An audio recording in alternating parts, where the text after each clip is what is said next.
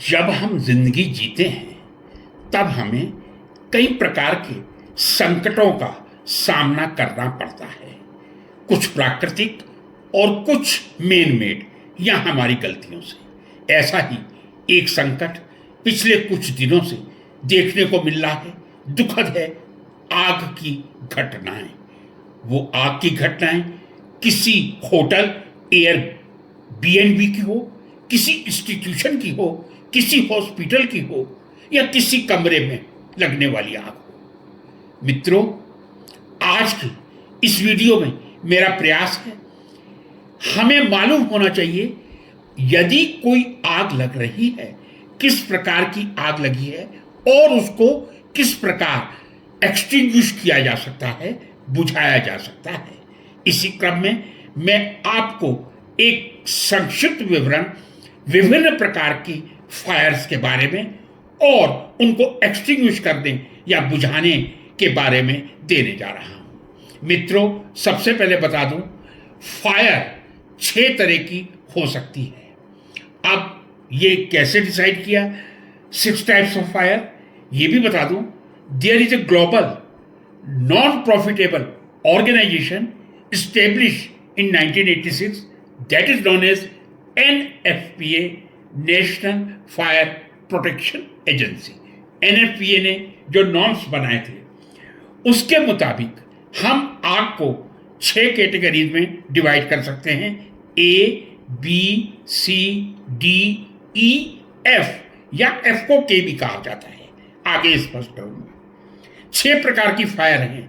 सबसे पहली fire A लकड़ी से लग सकती है, कपड़े में लग सकती है, कागज में लग सकती है, रबड़ में लग सकती है, प्लास्टिक में लग सकती है और घरों में भी लग सकती है। आप काउच है, डाइनिंग टेबल है, बेड है, कोई भी आग की चपेट में आ सकते हैं।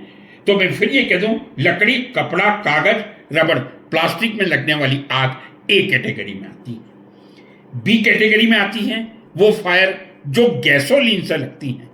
गैसोलीन का मतलब पेट्रोल और डीजल, पेट्रोल और डीजल से लगने वाली आग, केरोसिन से लगने वाली आग, या रसायन शास्त्र की प्रयोगशालाओं में जो ऑर्गेनिक सॉल्वेंट्स भरे रहते हैं, अल्कोहल है, ईथर है, एसीटोन है या अनेक ऐसी तरह के बेंजीन है, ज़ाइलीन है, टोलुइन है, उसमें जो आग लगती है वो बी कैटेगरी की कहलाएगी।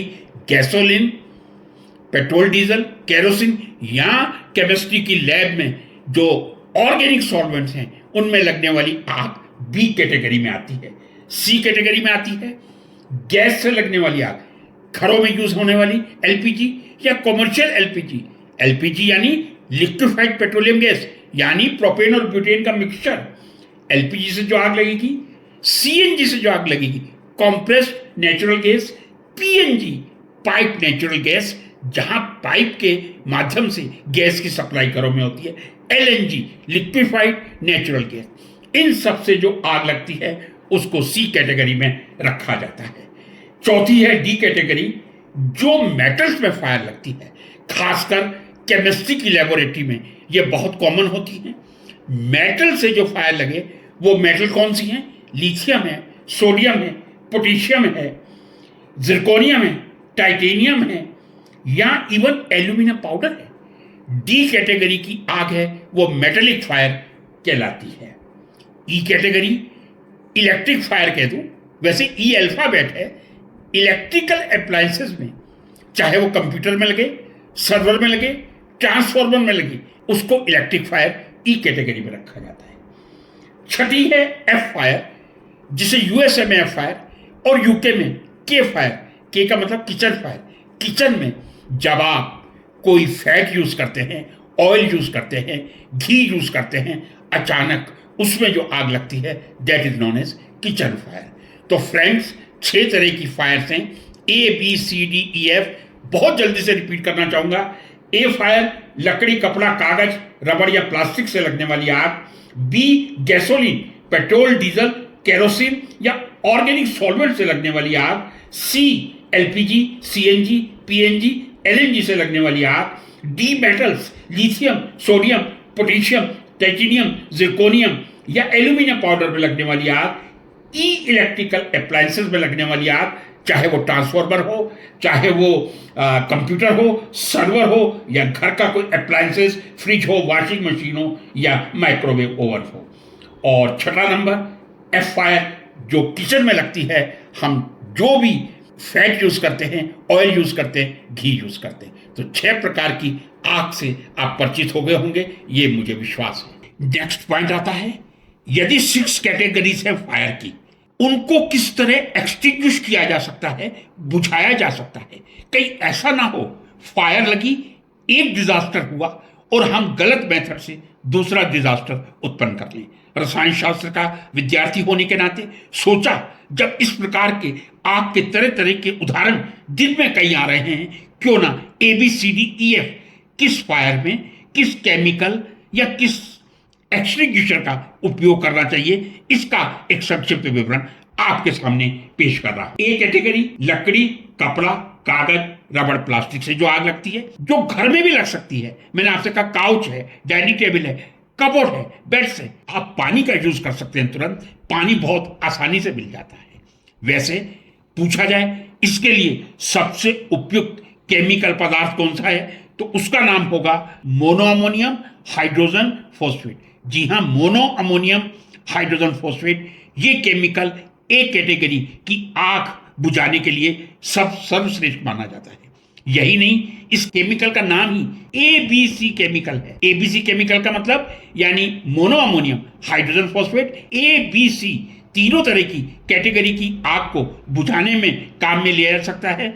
लेकिन ए कैटेगरी की आग को बुझाने के लिए पानी या बहुत बड़े एरिया में हो तो फिर फोग मिश्रित जो पानी फायर एक्सटिंग्विशर में आता है वो, या फिर मोनो अमोनियम हाइड्रोजन फॉस्फेट, ये विकल्प है। बी कैटेगरी पे आए, gasoline, petrol, diesel, kerosene, organic solvent. यहां जो आग लगती है, कृपया पानी का उपयोग ना करें। यदि पानी का उपयोग करेंगे आग और तेजी से फैलेगी। यदि पानी का उपयोग ना करें, आग बहुत बड़े एरिया में है, आप तुरंत फायर एक्सटिंग्विशर बुलाइए। फायर एक्सटिंग्विशर में पानी के साथ जो लगभग 6% पॉलीयूरिथेन मिला होता है, वो फोग का काम करता है। और फोग मिश्रित पानी जब फायर एक्सटिंग्विशर से फायर पे डाला जाता है, तो वो जो फोग है वो आग को बुझाने का काम करती है। तो बी कैटेगरी की जो आग है, उसके लिए आप फोग युक्त पानी, जो कॉमर्शियल फायर एक्सटिंग्विशर में काम में लिया जाता है, फोग यानी पॉलीयूरिथेन मिश्रित पानी जो आग को बुझाने का काम करता है। इसके अलावा mono ammonium hydrogen phosphate is not recommended. आप यूज कर सकते हैं, लेकिन सर्वश्रेष्ठ इसके लिए रहेगा सोडियम बाइकार्बोनेट और पोटेशियम बाइकार्बोनेट। तीसरी कैटेगरी है LPG, CNG, PNG, LNG। सबसे पहले आप गैस की सप्लाई को ऑफ करें। LPG है तो सिलेंडर का नॉब ऑफ करें। PNG है तो जो मेन स्विच है घर का, आप उसको ऑफ करें। उसके बाद आप ABC पाउडर, मैंने कहा मोनो अमोनियम हाइड्रोजन फॉस्फेट काम में ले सकते हैं, सोडियम बाइकार्बोनेट काम में ले सकते हैं, पोटेशियम बाइकार्बोनेट काम में ले सकते हैं। तो ये केमिकल्स आग बुझाने जो LPG, CNG, LNG या PNG से लगती है, लिए जा सकते हैं। मेटल्स चौथी कैटेगरी है। डी कैटेगरी मेटल्स, लिथियम हो, sodium, potassium, magnesium, aluminium powder, titanium, zirconium. कभी भी पानी का उपयोग मत कीजिए, भूल कर भी पानी का उपयोग ना करें। और मैं आपको बता दूं, इसके लिए आप फोग वाला वाटर जो मैंने पहले रिकमेंड किया, कभी भी फायर जो मेटल से लगी है उसके लिए इवन फोग वाला पानी भी काम में ना लें। इसके लिए कुछ स्पेशल पाउडर आते हैं, जैसे सोडियम क्लोराइड हो सकता है, कॉपर पाउडर हो सकता है, या ग्रेफाइट हो सकता है। इन पाउडर्स की सहायता से ही मेटेलिक आग पर काबू पाने का प्रयास करना चाहिए। अगली कैटेगरी आती है इलेक्ट्रिकल अप्लायंसेस। ट्रांसफार्मर में आग लगी है, सर्वर में आग लगी है, कंप्यूटर में, या घर में किसी इलेक्ट्रिकल अप्लायंस में लगी, फ्रिज है, टीवी है, वॉशिंग मशीन है, माइक्रोवेव है। आप याद रख लीजिए, इलेक्ट्रिकल अप्लायंस में सबसे पहला काम है, कहीं भी आग हो, किसी स्टोर में हो, शॉप में हो, गोडाउन में हो, या इवन घर में हो, स्विच ऑफ करें।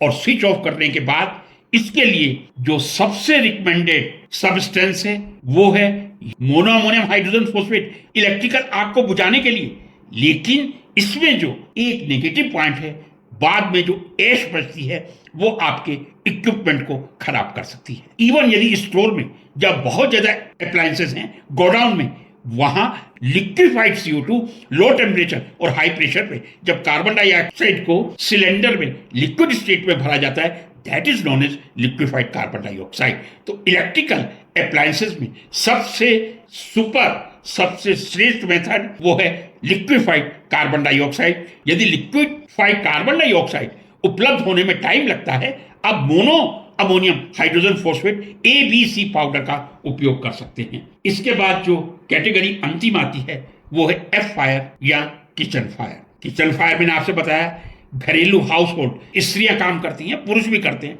किसी फैट में, ऑयल या घी में लगती है, that is known as kitchen fire. इसको बुझाने के लिए मोनो अमोनियम हाइड्रोजन फॉस्फेट काम में ले सकते हैं, लेकिन जो आइडियल है ड्राई केमिकल नहीं है, वेट केमिकल है।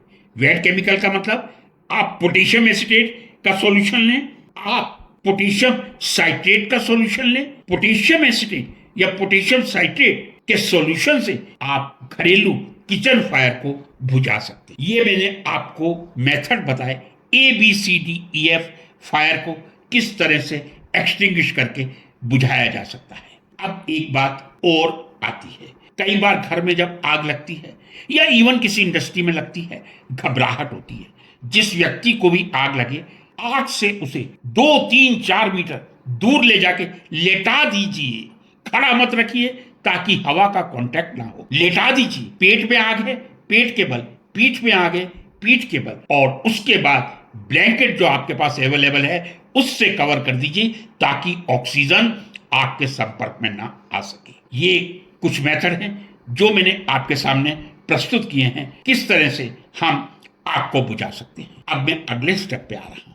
क्या ये जो मैंने मेथड बताए हैं कॉमर्शियली अवेलेबल है? हर चीज का सिलेंडर अवेलेबल है। ABC पाउडर जो मैंने आपसे कहा, मोनो अमोनियम हाइड्रोजन फॉस्फेट, बहुत आसानी से 1 kg, 1 kg, 2 kg, 3 kg, 4 kg, 1 kg की कॉस्ट 700 से 1000 रुपया होगी, 6 kg की कॉस्ट 700 से 2500 रुपये। ABC एक ऐसा यूनिवर्सल ड्राई केमिकल पाउडर है जिसका उपयोग ABC तीनों फायर में तो किया जा सकता है। इसके अलावा यदि आपने किचन में 1000 रुपए या 2000 रुपए का एक सिलेंडर लगा रखा है, आप किसी जान को जाने से रोक सकते हैं। यदि किचन में वेट सिलेंडर जिसमें पोटेशियम एसिटेट, पोटेशियम कार्बोनेट या पोटेशियम सिट्रेट का सॉल्यूशन होता है, वो है बहुत अच्छा है, 1000-1500 रुपए में आएगा। यदि नहीं है तो कम से कम हम एक पुरानी टूटी हुई बकेट में 5 या 7 किलो सड़क के दोनों तरफ मिलने वाली रेत, मुफ्त में जो रेत है, उसको इकट्ठा करके किचन के कोने में रख सकते हैं ताकि आग लगने पर यदि सिलेंडर नहीं है, हम उस रेत का उपयोग तुरंत आग पर डाल के आग को बुझाने के लिए कर सकें।